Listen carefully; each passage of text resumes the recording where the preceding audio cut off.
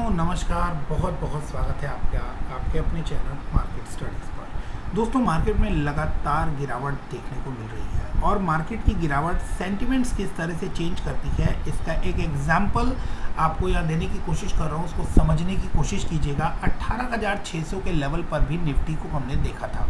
18,600 के लेवल पर आपने ये सुना होगा कि निफ्टी जो है वो नेक्स्ट कुछ क्वार्टर्स के अंदर आपको 22,000 के लेवल पर जाता हुआ नजर आएगा और शायद हमें उस टाइम पर उन स्टेटमेंट्स के ऊपर पूरा यकीन भी था, क्योंकि जिस तरह के मोमेंटम में निफ्टी चलता हुआ नजर आ रहा था वो 22,000 23,000 क्या, अगर उस समय 30,000 का लेवल भी कोई बोलता तो शायद वो भी आपको अचीवेबल नजर आ रहा था। ऐसे ही जब मार्केट में इस समय गिरावट है, 15,200 के लेवल पर निफ्टी आ गया है, 15,200 और 300 के लेवल पर, ऐसे टाइम पर निफ्टी के बारे में ये कहा जा रहा है कि अभी मार्केट में और गिरावट बाकी है और शायद निफ्टी के अंदर आपको 14,300 या शायद 14,000 तक के लेवल्स भी देखने को मिले तो कोई बड़ी बात नहीं है। और इस समय ये बात भी हमें कहीं ना कहीं डाइजेस्ट हो रही है कि शायद ये भी पॉसिबल हो जाए और ये देखने को मिल सकता है। Russia Ukraine war, crude oil prices, USD INR का जो गिरता हुआ लेवल है और इसके साथ साथ इन्फ्लेशन और तमाम ऐसी चीज़ें जो मार्केट को नीचे की तरफ ड्रैग कर रही है। बियर्स पूरी तरह से खावी है। All time high inflation data के बीच में, बॉन्ड यील्ड्स की बढ़ती हुई ब्याज दरों के बीच में आपको एफआईआईज इंडियन मार्केट से पैसा खींचते हुए दिखाई दे रहे हैं। सबसे ज़्यादा जिस सेक्टर के ऊपर असर पड़ा है वो है इंडियन आईटी सेक्टर और ऐसे में टाटा के सबसे दिग्गज स्टॉक निफ्टी के हैवीवेट टाटा कंसल्टेंसी सर्विसेज का स्टॉक जो है वो तकरीबन 23% के आसपास करेक्ट कर चुका है। इन लेवल्स पर आपको इमीडिएटली बाइंग स्टार्ट कर देनी चाहिए या फिर यहाँ आपको अभी वेट एंड वॉच की पोजीशन रखनी चाहिए। मार्केट में अभी और गिरावट आ सकती है कि लेवल्स तक ये स्टॉक आ सकता है। इसको लेकर अपनी बेस्ट पॉसिबल एनालिसिस मैं आपके साथ शेयर करूंगा। अगर वो आपके एनालिसिस के साथ मैच हो तो आप आगे का स्ट्रेटजी और एक्शन डिसाइड कर सकते हैं, लेकिन उससे पहले अपने फाइनेंशियल एडवाइजर से जरूर सलाह ले लें। अगर आपको वीडियो अच्छा लगे तो वीडियो को लाइक और चैनल को सब्सक्राइब करना ना भूलें।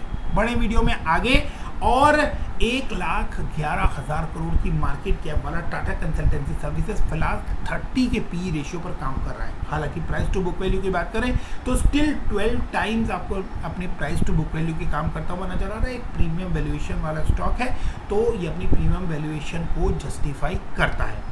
डिविडेंड यील्ड 55% के आसपास है। 1.39% की यहाँ पर डिविडेंड यील्ड दिखाई दे रही है, आपको देखने को मिल रही है और ईयरली बेसिस पर आप देखेंगे कि 55% के आसपास की डिविडेंड यील्ड यहाँ पर आपको देखने को मिली है ओवर द पीरियड। अब टाटा कंसल्टेंसी सर्विसेज जो है वो 1,000 पॉइंट करेक्ट कर चुकी है, यानी तकरीबन 23%। और ऐसे में ये स्टॉक जो है ये बहुत ही अफोर्डेबल लेवल पर आता हुआ दिखाई दे रहा है। सिर्फ बेसिक फंडामेंटल्स की बात करें तो आरओसी और आरओई जो है वो अपने पीयर्स के कंपैरिजन में सबसे ज़्यादा है। 55% का आरओसी जो है ये इसके सभी पीयर्स के कंपैरिजन में बहुत ज़्यादा है। इसके पीयर्स इसके आसपास भी कहीं दिखाई नहीं देते। फेस वैल्यू 1 रुपीज़ की आ चुकी है। 72% के आसपास प्रमोटर की होल्डिंग है। कंपनी ऑलमोस्ट डेट फ्री है। तो जितने भी पैरामीटर्स आप एक बेहतरीन स्ट्रॉन्गेस्ट फंडामेंटल वाली कंपनी के लिए सेट कर सकते हैं उसके ऊपर टाटा कंसल्टेंसी सर्विसेज सबसे बेस्ट बैठती है। तो ऐसे में अगर आप लॉन्ग टर्म के लिए निवेश करना चाहते हैं तो टाटा कंसल्टेंसी सर्विसेज से बेस्ट ऑप्शन शायद आपको ना मिले। फिलहाल 3089 या 3100 के लेवल पर ये स्टॉक आपको काम करता हुआ नजर आ रहा है। चार्ट के ऊपर देखें तो आपको लेवल्स देखने को मिलेंगे कि 3089 3100 के लेवल्स पर है। गिरावट जारी है और इस गिरावट के बीच में अगर ये स्टॉक आपको थोड़ा और स्लिप करता हुआ नजर आता है तो क्या लेवल्स आपको देखने को मिल सकते हैं। सबसे पहले बात करें आरएसआई की। डेली कैंडल चार्ट पर हम यहाँ देख रहे हैं कि आरएसआई जो है वो 31.59 के लेवल पर इस समय यहाँ पर आपको दिखाई दे रहा है। अब इन लेवल्स के ऊपर आपको जो ये दिखाई दे रहा है ये एक हल्की रिकवरी आई है और रिकवरी के बाद के लेवल्स हैं। रिकवरी आई थी 19.32 के लेवल से। रिकवरी आने के बाद स्टॉक करंटली आपको 31 के लेवल पर दिखाई दे रहा है। आरएसआई की रिकवरी की बात कर रहा हूँ। अब स्टॉक जो है वो 3100 के आसपास है। 3000 पर एक अच्छा सपोर्ट बनता है। यहाँ एकदम क्लियर इंडिकेशन है कि ये स्टॉक को 3300 के लेवल्स को ब्रेक नहीं करना चाहिए था। अगर वहाँ से ये स्टॉक ब्रेक हुआ है तो आपको 3000 के लेवल्स देखने को मिलेंगे। ये प्रीवियस वीडियोस में आप लोगों ने क्लियर कट मैंने मेंशन किया था। यहाँ आप देख सकते हैं इस स्टॉक के अंदर स्ट्रॉन्ग रेजिस्टेंस जो है ये यहाँ आपको देखने को मिला था इन लेवल्स के ऊपर, और यहाँ आप एक देखेंगे कि एक ब्रेकडाउन गैप डाउन ओपनिंग आपको यहाँ पर देखने को मिली है। और इस गैप डाउन ओपनिंग के क्या मायने हैं इसको हम यहाँ समझने की कोशिश करने वाले हैं। कुछ एक बातें हैं जो थोड़ा सा पैनिक क्रिएट करती हैं, उसको भी हम लोग यहाँ समझेंगे। एक कि यहाँ जो ब्रेकडाउन आया है और जो गैप डाउन ओपनिंग आपको देखने को मिली है, तो ये जो स्पेस आप यहाँ देख रहे हैं ये बहुत ही ज़्यादा इम्पॉर्टेंट हो जाता है। जब तक इस लेवल को स्टॉक क्रॉस नहीं करता, आप इस बात को मार्क कर चल सकते हैं कि स्टॉक के अंदर आपको बड़ी तेजी देखने को नहीं मिलने वाली। कहने का सेंस है कि अभी आपको 3100 के लेवल्स पर ये स्टॉक चलता हुआ दिखाई दे रहा है। माइट भी ये 3200 जाए, 3250 जाए, वापस 3100 आए, फिर 3250, इस रेंज के अंदर आपको ये ट्रेवल करता हुआ नजर आ सकता है 3000 से लेकर और 3300 के बीच में। लेकिन जब तक 3370 के ऊपर ये स्टॉक क्लोजिंग देना स्टार्ट नहीं करता, तब तक आप इस स्टॉक के अंदर फ्रेश मजबूती नहीं मान सकते हैं, क्योंकि यहाँ पर आपको एक गैप डाउन ओपनिंग देखने को मिली है। तो गैप डाउन ओपनिंग के केस में जिन लेवल से गैप डाउन ओपनिंग आई है वो लेवल्स क्रॉस होना जरूरी है नई तेजी के लिए। एक पहला पॉइंट यहाँ पर कंप्लीट होता है। दूसरा पॉइंट है कि 3000 के लेवल पर किस तरह का सपोर्ट हमें देखने को मिलेगा। तो यहाँ आप देख सकते हैं कि 3000 के लेवल्स पर किस तरह का सपोर्ट आपको यहाँ पर दिखाई दे रहा है। अच्छा सपोर्ट है, इसको ना तोड़े और यहाँ से आपको रिकवरी ले तो आप 3370 के बाद आप इस स्टॉक के अंदर बड़ी जर्नी देख सकते हैं।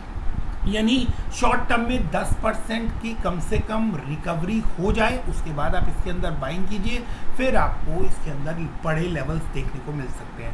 कौन से लेवल्स आए तो आप उसके नीचे इसके अंदर फ्रेश कमजोरी मान सकते हैं। अगर 3000 का लेवल भी टूटता हुआ नजर आए तो 2887 तकरीबन 2900 रुपये के लेवल्स जो है वो आपको यहाँ दिखाई दे रहा है हल्के सपोर्ट पर। लेकिन अगर ये स्ट्रॉन्ग सपोर्ट टूटता है तो ये हल्का सपोर्ट जो है ये कितना काम करता हुआ नजर आएगा ये कहना मुश्किल है, लेकिन 2900 रुपये के लेवल्स के आसपास आपको यहाँ पर सपोर्ट और रेजिस्टेंस दोनों ही देखने को मिलता है।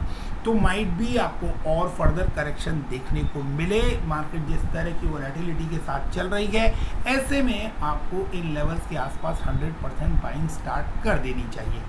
अब लास्ट वो पैनिक वाली बात कि अगर इसके अंदर कोई पैनिक वाला पॉइंट पेंडिंग है तो वो आप लोगों के साथ ज़रूर शेयर करना चाहूँगा। यहाँ पर एक इम्पॉर्टेंट पॉइंट है जिसको डिस्कस किए बिना शायद ये वीडियो कंप्लीट नहीं हो। अगर आप मार्केट में टेक्निकल्स को वैल्यू देते हैं तो ये एरिया आपको यहाँ पर एक बार ज़रूर देखना चाहिए।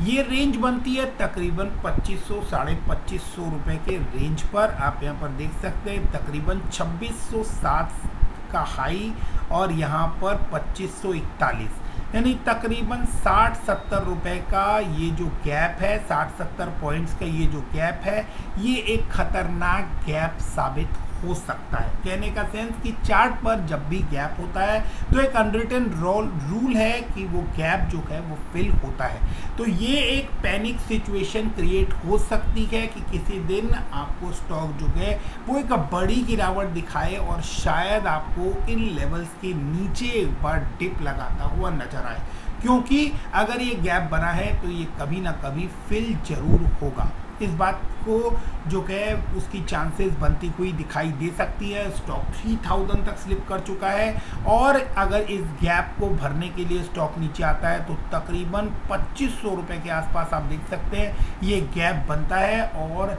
ये स्टॉक जो है ये यहाँ तक भी स्लिप करता हुआ नज़र आ सकता है। ये वर्स्ट टू वर्स्ट सिनेरियो में आपको ये वाली सिचुएशन भी देखने को मिल सकती है। अब एक बढ़िया न्यूज़ जो है, टेक्निकली एक बढ़िया इंडिकेटर जो है उसको समझने की कोशिश करते हैं। यहाँ पर आप देखेंगे कि आपको दो ब्लू स्लैंटिंग लाइन नज़र आ रही है, और अब वो ब्लू स्लैंटिंग लाइन क्या है इसको भी हम समझने की कोशिश करते हैं।